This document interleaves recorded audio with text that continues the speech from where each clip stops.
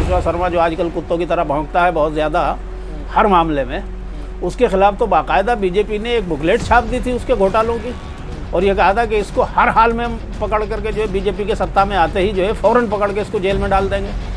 आसाम में उसको भी चीफ मिनिस्टर बना दिया। तो ये सारे दिहाड़ी मजदूर हैं, वो बुर्का पहन के जो जाती हैं ना, जो मोहल्लों में और वैसे तो समाज में जो है बिल्कुल अधनंगी फिरती हैं, लेकिन जब बीजेपी का और बीजेपी के लिए किसी इस तरह के प्रोग्राम का आता तो बड़ा लंबा चौड़ा सा काला बुर्का चढ़ा करके जाती है। ये सरकारें जो चल रही हैं बिल्कुल ऐसे चल रही हैं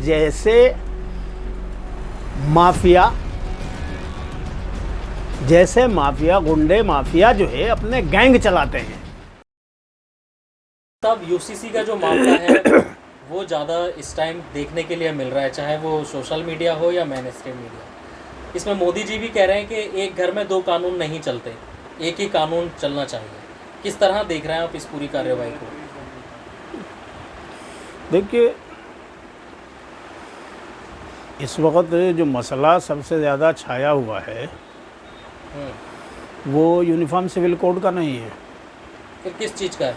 बल्कि सबसे ज़्यादा जो शोर शराबा आपको टीवी पर, सोशल मीडिया में और तमाम पॉलिटिकल हलकों में जो सुनने और देखने को तमाशा मिल रहा है वो है सारे करप्ट लोगों को मोदी जी का पकड़ना। क्योंकि मोदी जी एक हफ़्ता पहले जब भोपाल गए थे अमेरिका से आने के बाद, जो पहला भाषण जो उन्होंने दिया था भोपाल में आकर के, उसमें उन्होंने कहा था कि एक एक करप्ट लीडर को छोड़ूंगा नहीं, हर एक करप्ट को पकड़ूंगा, घोटालेबाजों को पकड़ूंगा। और ये उन्होंने बहुत सीना ठोक के, वो कहते हैं ना 56 इंच की छाती है मोदी जी की, तो 56 इंच की छाती को ठोक ठोक के उन्होंने जो है पब्लिक के सामने ये गारंटी दी थी कि सारे बेईमानों को, करप्ट को, घोटालेबाजों को, देश को लूटने वालों को, बेईमानी से पैसा कमाने वालों को, सबको पकड़ पकड़ के जेल में ठूंसूंगा। तो ठीक 3-4 दिन के बाद देश की जनता को ये बात मालूम हुई कि मोदी जी की डिक्शनरी में जेल जिस चीज़ का नाम है वो भारतीय जनता पार्टी है।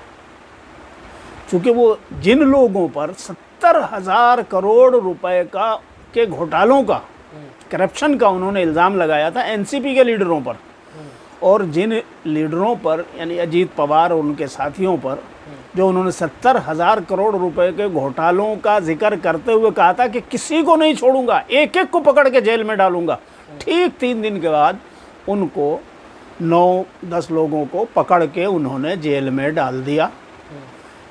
वहाँ पर जो शिंदे और बीजेपी की साझा सरकार है उसमें उन सारे घोटालेबाजों को, करप्टों को, जिनको मोदी जी ने पकड़ने का वादा किया था, पकड़ करके उस जेल में डाल दिया। सरकार के एक उप मुख्यमंत्री बन गया, बाकी मंत्री बन गए।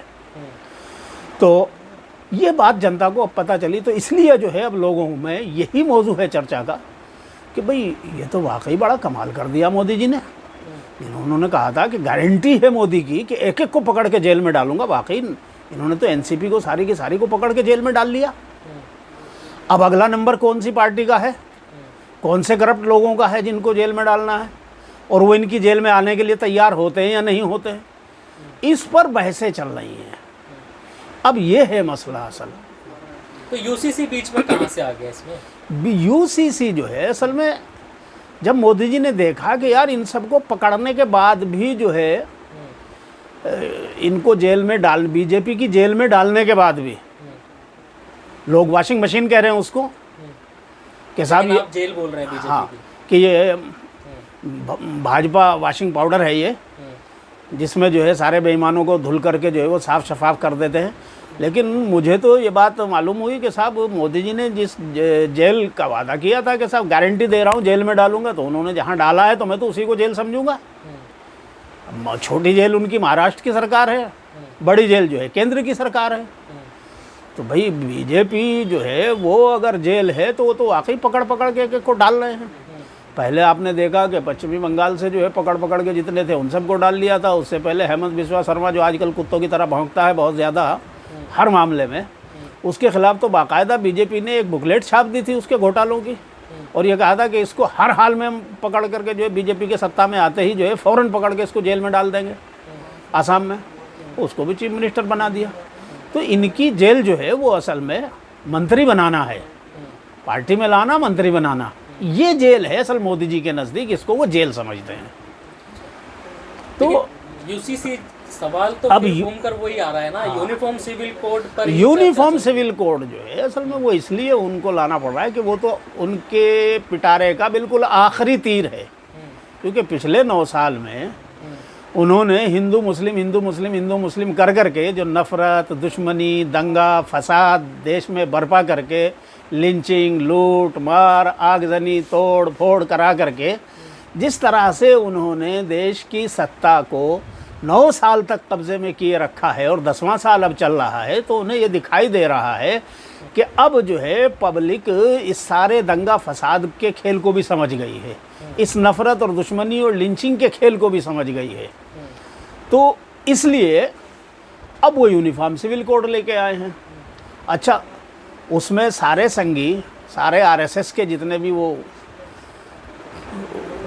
शाखाओं वाले हैं और भाजपा के जितने अंधभक्त हैं, वो सारे के सारे पब्लिक में एक बात करें कि देखो मुसलमानों को तो टाइट कर दिया है, मुसलमानों को तो टाइट कर रहा है। यहाँ पर मैं इस देश के हिंदुओं से एक बात कहना चाहता हूँ, जो अपने आप को हिंदू कहते हैं। मैं उन भारतवासियों से ये बात कहना चाहता हूँ कि भाई ठीक है, इस देश में 14% या 14.5% मुसलमान है, लगभग 25-30 करोड़, 150 करोड़ में से। तो भाई बात ये है कि अगर इन 25 करोड़ मुसलमानों को टाइट करके देश के 125 करोड़ बचे हुए लोगों के घरों में उनका विकास हुआ है, उनके कारोबार बढ़े हैं, उनको रोज़गार उनके बच्चों को ज़्यादा मिले हैं, या उनके स्वास्थ्य का इलाज जो है वो मुफ्त में होने लगा है, शिक्षा उनके बच्चों को फ्री में मिलने लगी है। क्योंकि याद है ना आपको कि एक तो 15 लाख का वादा तो था ही, 15 लाख का जुमला फेंका था, वो तो पुराना हो गया, मिले हैं ना। साथ में जो है एक नारा और भी लगाया था, वो था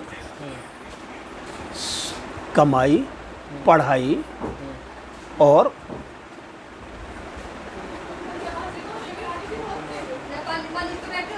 दवाई, पढ़ाई, कमाई और दवाई, इसका वादा किया था। भाई अगर मुसलमानों को टाइट करने से आपकी ये चीज़ें बढ़ गई हैं तो आप बिल्कुल खुश हुइए, तालियां बजाइए और मोदी जी का साथ दीजिए खूब जम के, हमें कोई परेशानी नहीं है। लेकिन ईमानदारी के साथ अपने बच्चों को और इनके भविष्य को सामने रख करके ये बताइए और ये सोचिए कि मोदी जी ने बहुत हुआ अत्याचार, अब की बार मोदी सरकार, बहुत हुआ नारी पे अत्याचार, अब की बार मोदी सरकार, बहुत हुई महंगाई की मार, अब की बार मोदी सरकार, 15 लाख का जुमला, महंगाई, दवाई, पढ़ाई का जुमला, ये तमाम चीज़ें जो वादे किए गए थे, क्या इनमें से कोई एक भी पूरा किया है? सालाना 2 करोड़ युवाओं को रोज़गार, सालाना 2 करोड़ देने का वादा किया था, क्या अब तक टोटल 9 साल की सत्ता के दौरान मोदी जी ने टोटल 2 करोड़ को भी दिया है क्या रोजगार? अब चूंकि हिसाब देने का वादा मोदी जी ने बहुत छाती ठोक ठोक के कहा था कि हिसाब देना चाहिए कि नहीं देना चाहिए, क्यों भाई, हिसाब देना चाहिए कि नहीं देना चाहिए। अब जब हिसाब देने का वक्त आया है, जब हिसाब देने का समय आया है, तो अब उन सारे मुद्दों को भुलाने और फुसलाने के लिए जो है दूसरी पहले बीच के जो इलेक्शन है उनमें कहीं लिंचिंग आ गई, कहीं दंगा आ गया, कहीं फसाद आ गया, कहीं 3 तलाक आ गया। मुझे बताओ 3 तलाक आने से कितने तो मुस्लिम महिलाओं को फ़ायदा पहुंचा दिया।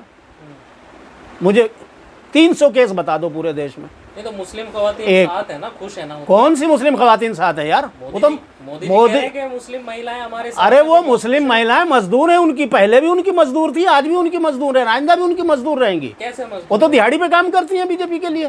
तो वो पहले भी करती थी, आज भी कर रही है, कल को भी करेंगी, चाहे मोदी कुछ करे या ना करे। भैया उन्हें तो दिहाड़ी पे, जैसे बीजेपी में 10-12 लाख लोग जो है वो दिहाड़ी पे काम करते हैं। ये जो अंधभक्तों की फौज आपको नजर आती है, आप क्या समझते हैं? ये दिहाड़ी वाले हैं। कोई 2 रुपए वाला है, 2 रुपए पर ट्वीट वाला है, और कोई जो है 500 रुपए पर डे वाला है। मतलब वो जिन महिलाओं की बात और कर रहे हैं, बहुत वो सारे दिहाड़ी इनमें से मजदूर हैं। बहुत सारे इनमें से 200 और 300 रुपए पर डे वाले हैं। तो ये सारे दिहाड़ी मजदूर हैं। वो बुर्का पहन पहन के जो जाती है ना, जो मोहल्लों में और वैसे तो समाज में जो है बिल्कुल अधनंगी फिरती हैं, लेकिन जब बीजेपी का और बीजेपी के लिए किसी इस तरह के प्रोग्राम का आता है तो बड़ा लंबा चौड़ा सा काला बुर्का चढ़ा करके जाती हैं। तभी आई है मुस्लिम। वो असल में इनकी दिहाड़ी मजदूर हैं भाई। वो उनको आप कहाँ से मुसलमानों की नुमाइंदा और मुसलमान खवातीन के साथ, मुसलमान खवातीन तो इनके साथ है भाई। मैं जो कह रहा हूँ कि ये बताइए, मुस्लिम पॉपुलेशन अगर मुल्क में 28 या 30 करोड़ है या 25 करोड़ है, आधी महिलाएं हुई ना उनमें, 12 करोड़। बीजेपी में कितनी है? 12,000 गिनवा दो मुझे, छोड़ दो 12 लाख और 12,000 गिनवा दे दे बीजेपी डाटा, तो हम भी मान जाए बीजेपी को। सारा फर्जी घोटाला है। बहुत सारी रैलियों में ये अपनी हिंदू महिला कार्यकर्ताओं को काले बुर्के पहना करके वहाँ जो है उनको पेश करते हैं, रैलियों में दिखाते हैं कि देखिए साहब मुस्लिम खवातीन इतनी। झूठ है, फ्रॉड है। जैसे ये कहते हैं कि साहब इतने मुसलमानों ने वोट दे दिया, वो भी एक झूठा प्रोपेगेंडा होता है। लेकिन बना ना 3 तलाक पर कानून। हाँ, मैं वही तो कह रहा हूँ कि 3 तलाक पर कानून बना के कितने हिंदुओं को रोजगार मिला, कितने हिंदुओं का कारोबार बढ़ा, कितने हिंदुओं की इंडस्ट्रियाँ खुली, मैं वही तो पूछ रहा हूँ। या कितने देशवासियों को फ़ायदा पहुँचाया। आप जो है मुसलमानों को टाइट करने का जो नारा लगा करके लोगों को बेवकूफ़ बनाते आ रहे हो, असल में अब ये इस देश के हिंदुओं ने ये बात समझ ली है, और उनकी समझ में ही नहीं आई है, बल्कि उन्होंने खुली आंखों से बिल्कुल 2 और 2 4 की तरह इस चीज़ को देख लिया और समझ लिया है कि ये लोग मुसलमानों से नफ़रत के नाम पर जो है हमारे बच्चों के भविष्य को काला कर रहे हैं। इन्होंने 3 तलाक पर कानून बनाया और ये कहा कि साहब मुसलमानों को टाइट कर दिया। इन्होंने जो है मुख्तलिफ़ तरह से, हमने माना कि अब तक पिछले 9 साल में 5,000 10,000 मुसलमानों को लिंच करके मार दिया होगा। मेरा सवाल फिर वही है कि 5 या 10,000 मुसलमानों को मार करके अगर आपने 5 और 10 करोड़ हिंदुओं की छोटी इंडस्ट्रियां बंद करा दी, 20-30 करोड़ लोगों को बेरोजगार कर दिया, तो मेरा हिंदुओं से सवाल ये है कि मुझे ये बताओ तुम्हारा फ़ायदा किया मोदी ने या नुकसान किया है? ये तो आप क्यों ये सवाल कर रहे हो? सवाल तो उनको करना चाहिए ना, उनको तो कोई परेशानी नहीं है। नहीं, उनको मुसलमानों को ही क्यों परेशानी? नहीं, उनको परेशानी है खूब। आप जरा सा उनके इलाकों में जा करके बात को उनसे करके देखिए, समझ के देखिए। सब खुश हैं, कोई ना ना ना ना ना ना, सब खुश नहीं है। बीजेपी के अंधभक्त और बीजेपी के वर्कर खुश हैं। जो दिहाड़ी मजदूर हैं उनके, वो चूँकि सोशल मीडिया में एक हंगामा मचाए रखते हैं, चूँकि दिहाड़ी करनी है। अब 2 रुपये पर ट्वीट या 2 रुपये पर पोस्ट अगर उनको लेना है तो भैया उनको तो उधम मचाना पड़ेगा ना, तभी तो दिहाड़ी बनेगी। तो इसका मतलब ये नहीं कि पूरा देश ऐसा ही है। भाई ये बताइए मुझे, तकरीबन 150 करोड़ के भारत में अगर बीजेपी के पास 6 करोड़ लोग हैं, हम मानते हैं कि 6 करोड़ लोग बीजेपी के अपने वर्कर और उसके अपने चाहने वाले हैं, एक पॉलिटिकल पार्टी है और ये सच्चाई है। 4-5 करोड़ लोग जो है इसमें उनकी देखा देखी भी शामिल हो जाते हैं। हमने माना 10-12 करोड़ हो गए। तो इन 10-12 करोड़ लोगों के अलावा मुझे ये बता दीजिए कि ये बाकी की जो 125 करोड़ जनता, 130-135 करोड़ की जनता बचती है, वो कहाँ खुश है और कहाँ है? वो तो बीजेपी की अंधभक्त नहीं है, वो तो हर बात पे ताली नहीं बजा रहे, वो तो रो रहे हैं बैठे हुए। उनके बच्चों का रोज़गार नहीं रहा, उनके बच्चों की शिक्षा जो है इतनी महंगी कर दी गई है कि अब आम गरीब और मिडिल क्लास के आदमी को बच्चे पढ़ाने भारी हो गए। अब भैया नेताओं के बच्चे ब्यूरोक्रेट्स के बच्चे, घोटालेबाजों, बेईमानों के, इंडस्ट्री वालों के बच्चे, बड़ी इंडस्ट्रियाँ अंबानी अडानी जैसों के बच्चे बाहर पढ़ेंगे मुल्क में, जो बाहर नहीं भेज सकते कॉन्वेंट स्कूलों में पढ़ेंगे। बाकी गरीब आदमी, आम आदमी, मिडिल क्लास कहाँ अपने बच्चों को पढ़ाएगा? आपने देखा कि हज़ारों की तादाद में इस मुल्क की छोटी इंडस्ट्रियां जो हैं लाखों की तादाद में बंद हो चुकी हैं। करोड़ों की तादाद में लोग उनमें जो काम कर रहे थे वो बेरोज़गार हो चुके हैं। मज़दूर जो है आज की तारीख़ में, अगर इन 9 सालों का आप जायज़ा लेंगे और इन 9 साल से पहले का लेंगे, अगर इस दिल्ली में 80 लाख मज़दूर काम कर रहा था, आज की तारीख़ में 25 लाख भी नहीं बचा है मेरे भाई। सारा जो है अपने अपने गांवों में जा कर के जो धक्के खा रहा है, कोई मुर्गी पाल रहा है, कोई बकरी पाल रहा है, कोई गाय के पीछे दौड़ रहा है। किसानों को इन्होंने जो है वैसे बर्बाद कर दिया है, उनकी फसलों का कोई रेट नहीं है, उनके हर खाद, दवाइयाँ, तेल, बिजली, हर चीज़ महंगी उनकी कर दी है, कई गुना ज़्यादा महंगी कर दी है। मोदी जी तो कहते हैं सब चंगा सी, सब बढ़िया है, हाँ, कोई दिक्कत नहीं तो है, मोदी चंगा है और रंगा बिल्ला चंगा है, और साहब मोदी के अनभक्त चंगे हैं, चूँकि वो जितने मोदी और मोदी की जेल में मौजूद हैं भैया, उनके तो मज़े हैं, इसमें तो कोई दो राय नहीं, हो तो सब चंगा है, उनके तो अच्छे दिन आ गए हैं। लेकिन सवाल मेरा ये है आपसे, लेकिन मैं जो कह रहा हूँ कि बाकी तो भारत के बुरे से बुरे और बद से बदतरीन दिन ला के दिखा दिए हैं मोदी ने। आज तो जनता ये कह रही है कि भैया अगर तुम्हारे यही अच्छे दिन हैं तो हमारे पुराने ख़राब दिन वापस लौटा। 3 चीज़ें इनके मैनिफेस्टो में थी, एक राम मंदिर और 370। तो 370 भी जो है वो भी लागू हो गई है, हटा दी गई है। देखिए, और राम मंदिर बनी गया है, 3 तलाक बनी गया है। अब ये यूसीसी का जो एक मुद्दा और था, ये भी अब आने जा रहा है। मेरा सवाल यही है आबिद साहब, एक देश एक कानून, इससे आखिरकार मुसलमानों को ही क्यों परेशानी है? वो ही क्यों सबसे ज्यादा जो है तैश में आकर के और अपने ख्याल नहीं, मैं बता रहा हूँ, मैं तैश में आता हुआ दिख रहा हूँ आपको, बताइए। नहीं लग रहा है ना आपको भी, मतलब कहीं ना कहीं यूसीसी से दिक्कत हो रही है? नहीं, मैं तैश में, मैंने कोई बात तैश में कही है तो बताइए मुझे। मैं तो आपसे बिल्कुल और आपके माध्यम से और आपके माध्यम से देश की जनता से भी और देश की सत्ता से भी मैं तो सवाल कर रहा हूँ मेरे भाई। मैं तैश में नहीं हूँ, अगर आपको तैश में दिख रहा है तो ज़रा सा आप अपने चश्मे को ठीक कर लीजिए, साफ़ कर लीजिए। देखिए, मैं फिर वही कह रहा हूँ, 370 इन्होंने जिस तरह से लाठी लेकर के संसद में, चूँकि भाई जब इनकी तादाद ज़्यादा है तो वोटिंग कराएंगे, जाहिर सी बात है उनको वोट ज़्यादा होंगे, पास करा लिया।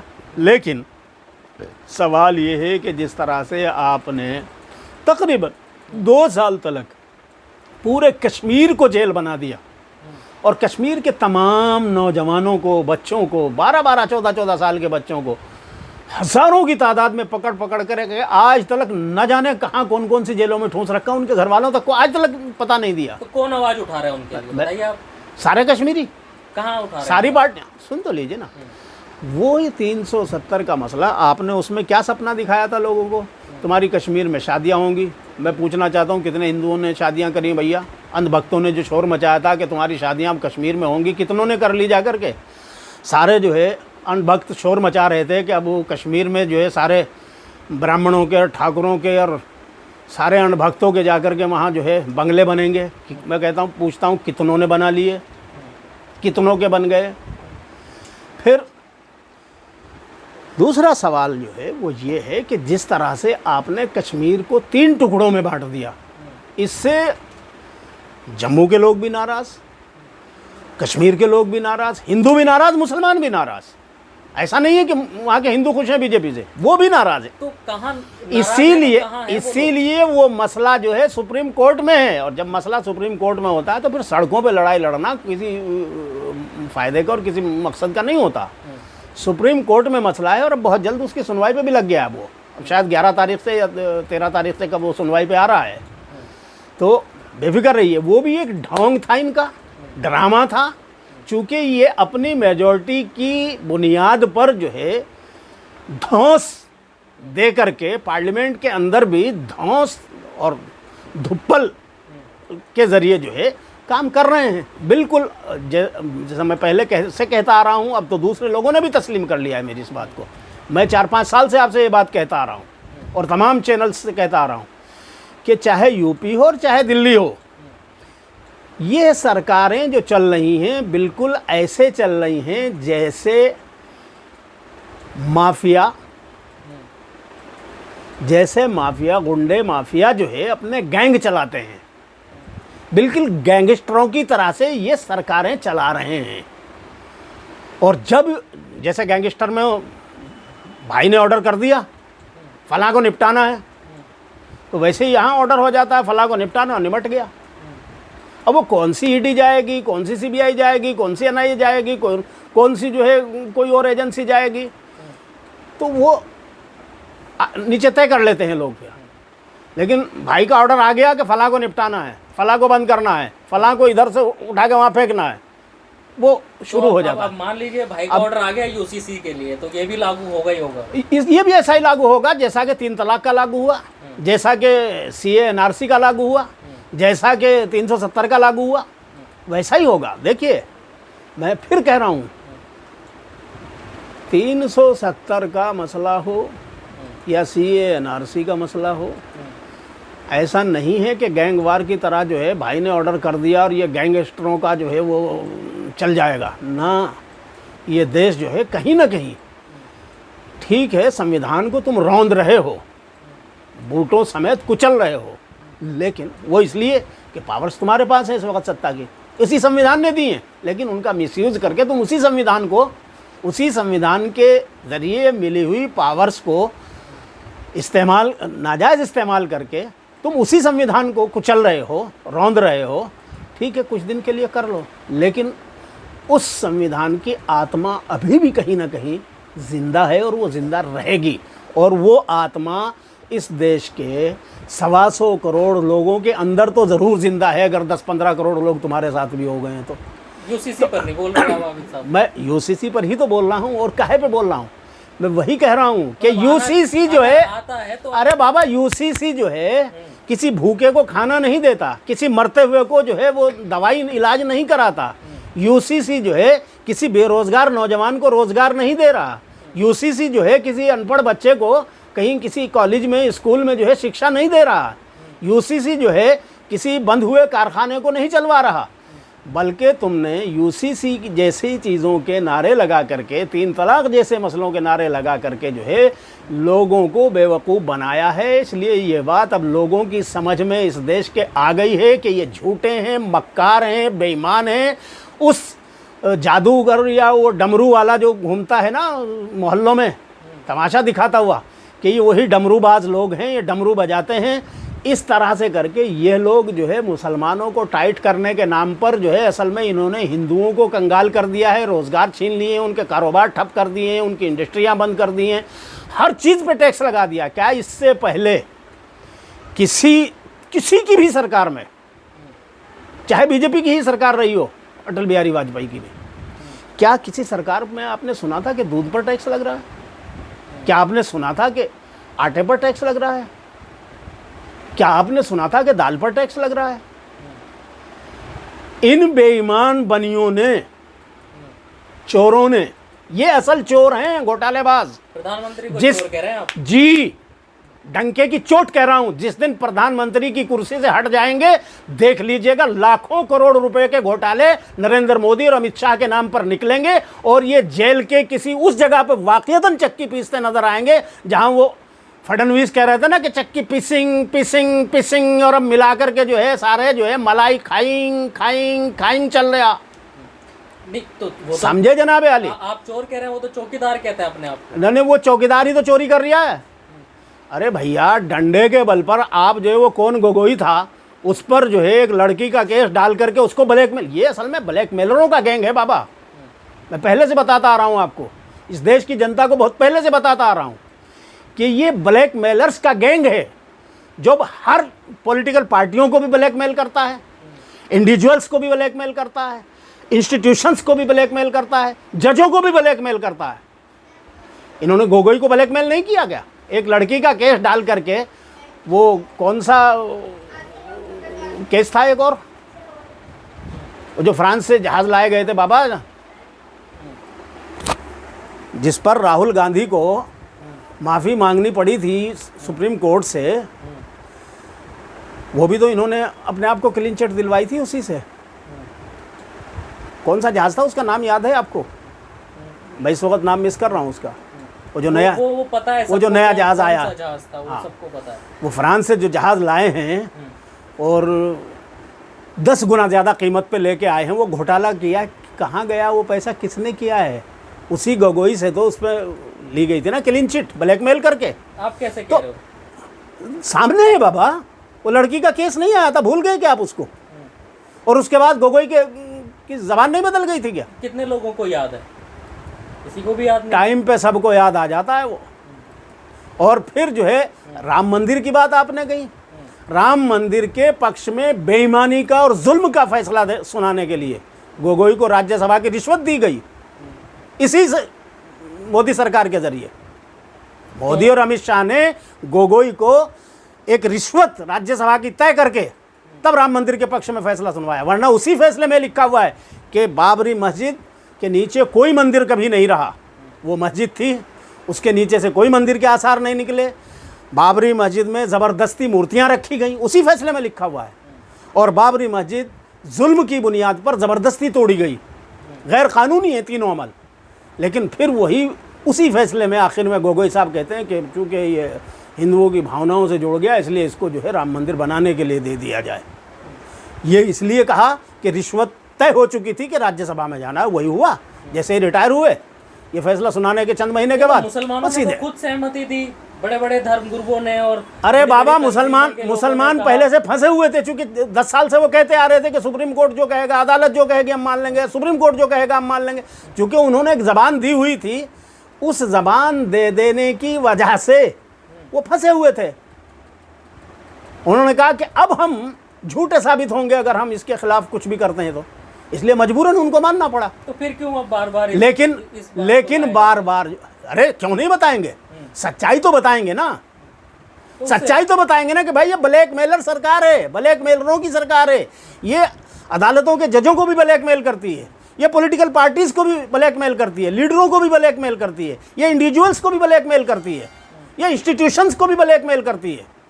और जो ब्लैकमेल नहीं होता तो फिर उसको लोया भी बना देती है।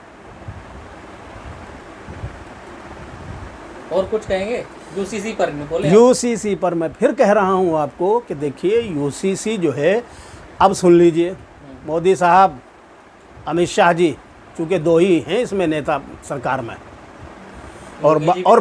अरे योगी जी तो इधर बैठे हुए हैं, खेत लिए अपना यूपी का छोटा सा, उनकी अभी यहाँ कोई वैल्यू नहीं है दिल्ली में, और यूपी में अपना खेल करते रहे। तो लोग तो योगी जी की मांग कर रहे हैं, हाँ, प्रधानमंत्री के तौर पे योगी जी को पसंद हाँ, वैसे ही करेंगे बाबा। जितना बर्बाद हो गया है ये चमन, अब इससे ज़्यादा और क्या बर्बाद करवाओगे?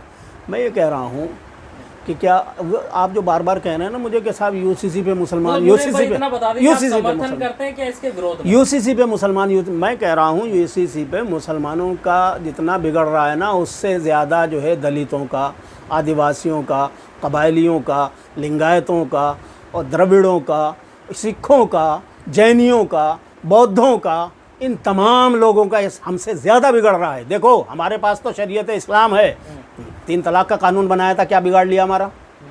हमारी शरीयत का कानून हमारे अमल के लिए है। तुम लाख कानून बना के बैठे रहो अपने घर पे। हमें अगर अल्लाह के हुक्म पे अमल करना है तो हम करेंगे, उसमें कोई हमारे सामने रुकावट नहीं आ रही है। हमारा कहना ये कि इस सिविल कोड को लेकर के ये लोग दलितों के आरक्षण पे छुरी चलाना चाहते हैं। असल खेल वो है, मुसलमानों का चेहरा आगे दिखा करके और मुसलमानों को रिएक्शन में दिखा करके ये लोग असल जो है दलितों और कबायलियों यानी एससी और एसटी को जो कुछ आरक्षण की सहूलतें मिली हुई हैं, पहला टारगेट इनका ये है कि उनके वो आरक्षण को बिल्कुल जो है छुरा चला दिया जाए, उसका खेल ख़त्म कर दिया जाए। लेकिन इसको बना करके हिंदू मुसलमान, ताकि उधर चुपके से पीछे से उनकी जड़ काट दी जाए, इधर हिंदू मुसलमान दिखा दिया जाए कि सब मुसलमान बड़ा हुआ है और हम मुसलमानों को टाइप कर रहे हैं। एक बात। दूसरी चीज़, सिखों का पर्सनल लॉ, चूँकि सिख दुनिया में कहीं भी रहे वो अपने धर्म से कोई समझौता ज़रा सा नहीं करता। सिख अगर ये 50 गुना ज़्यादा और ताकत हासिल कर लेंगे तो 4 सिखों को भी ये झुका नहीं सकते। मैं गारंटी के साथ ये बात कह रहा हूँ। और कह दिया उन्होंने कह दिया, गुरुद्वारा प्रबंधक कमेटी ने कर दिया चैलेंज कि आओ और लागू करके दिखाओ, हम देखेंगे तुम्हें कितनी ताकत है तुम्हारे पास। साफ कह दिया उन्होंने, चैलेंज दे दिया।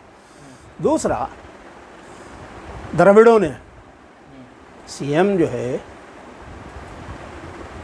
तमिलनाडु का, उसने साफ कह दिया, ज़बरदस्त मुखालफत कर दी। पूर्वोत्तर राज्यों में 6 राज्यों में उन्होंने कह दिया कि सारे घरों को जला देंगे इन विधायकों के भी, अगर यहाँ पे असेंबली में इन्होंने पास कर दिया और समर्थन कर दिया इसका सिविल कोड का। तो इतना आसान नहीं है कि आप मुसलमानों के चेहरे के पीछे जो है इस सारे को जो है छुपा नहीं सकते कि आप मुसलमानों को, साहब मुसलमान मुसलमान मुसलमान कर रहे हैं, मुसलमान विरोध कर रहे हैं, मुसलमान। अरे मुसलमानों से ज़्यादा विरोध ये कर रहे हैं। बौद्धों से बात करके देखो ना ज़रा, वो बताएंगे। चूँकि हमारा तो मामला पहले से बहुत क्लियर है, बहुत अलग है। उनके मामलात ऐसे हैं कि उनकी शनाख्त भी ख़त्म हो जाएगी, उनका धर्म भी ख़त्म हो जाएगा, उनका पर्सनल लॉज भी ख़त्म हो जाएंगे, उनके रीति रिवाज भी ख़त्म हो जाएंगे। और करेंगे ये लोग थोड़ा थोड़ा सा कहीं कहीं को उनको दिखाने के लिए कि साहब हमने ये छूट दे दी तुम्हें, उसे ये छूट दे दी, लेकिन जो मेजर चीज़ें हैं उनको उनकी बिल्कुल ख़त्म करेंगे और बर्बाद करेंगे। मुसलमानों का इनसे कुछ नहीं बिगड़ना। मुसलमानों को तो ये चेहरा दिखा करके जो है असल में उनकी जड़ें काटने का काम कर रहे हैं। पिछले 9 साल में जिस तरह से इन्होंने मुसलमानों को आगे रख करके, मुसलमानों का चेहरा दिखा करके कि हम मुसलमानों का इलाज कर रहे हैं, असल में इलाज इन्होंने मुसलमानों का नहीं किया। मुसलमान तो कल जैसा था वैसा ही आज भी है। मुसलमान जू के तू है, बल्कि कुछ चीज़ों में तो अल्लाह का शुक्र है बेहतर हुआ है।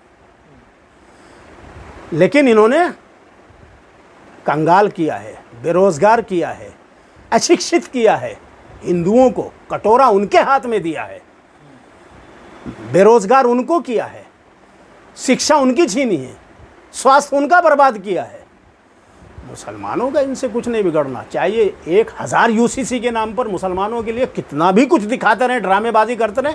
अब ये बात भारत की 125 करोड़ जनता की समझ में आ गई है। 15 करोड़ या 10 करोड़ या 12 करोड़ जो बीजेपी के अंधभक्त हैं उनको छोड़ दीजिए, तो बाकी सारा भारत इस बात को समझ गया है कि ये मक्कार, झूठे, बेईमान, लुटेरे, मदारी, करप्शन इस देश को लूटने वाले लोग हैं। और ये किस वक्त झोला उठा के नहीं भागेगा, वो जहाज़ में बैठ के बाहर को भाग जाएगा जिस दिन उसकी सत्ता नहीं रहेगी।